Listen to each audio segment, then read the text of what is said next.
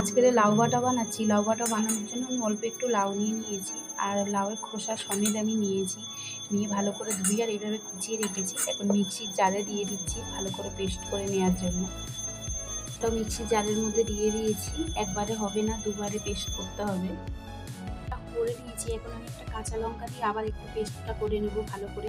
পেস্টটা করে নিয়েছি আর লঙ্কাটা দিয়েছি। কাঁচা লঙ্কাটার একটা ঝাঁঝ, খুব সুন্দর একটা গন্ধ হয়েছে। আর মানে পাতলা হয়েছে, আমি কিন্তু জল দিইনি। লাউটা তো একটু জল জল মতো, এর জন্য এরকম পাতলা হয়েছে, কিন্তু এরকম পাতলা থাকবে না, অনেকটা শুকিয়ে যাবে। লাউটা বাটা পুরোপুরিভাবে হয়ে গেছে, সব লাউ বেটে রেখে দিয়েছি। কড়াতে আমি 3 চামচ সর্ষের তেল দিয়েছি আর হাফ চামচ মতো আমি কালো জিরে দিয়েছি। আমি এখন লাউটা দিয়ে দিচ্ছি। লাউ দিয়ে দিয়েছি আর লাউয়ের মধ্যে একটু হলুদ দিয়ে দিয়েছি। হলুদটা না দিলেও হয়, তাও আমি একটু হলুদ দিয়েছি রঙের জন্য।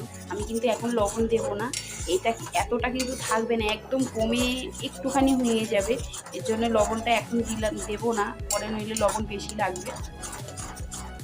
এখন এবার শুধু ভালো করে এইভাবে নাড়তে থাকবে। জলটা কিন্তু অনেকটা শুকিয়ে এসছে আর আমি সমানে নাড়তে থাকছি। আর যারা পেঁয়াজ রসুন খায় তারা কিন্তু এইভাবে এর মধ্যে পেঁয়াজ রসুন দিয়েও খেতে পারে। আমরা যেহেতু পেঁয়াজ রসুন খাই না, এর জন্য একদম নিরামিষভাবে রান্না করছি। আর কী বলে, যারা লাউ পছন্দ করে না তারা কিন্তু এই যে এইরকমভাবে লাউ বাটা যদি একবার খায়, তারা কিন্তু বুঝতেই পারবে না যে লাউ বাটা খাচ্ছে নাকি। এত দারুণ টেস্ট হয় লাউ বাটাটা।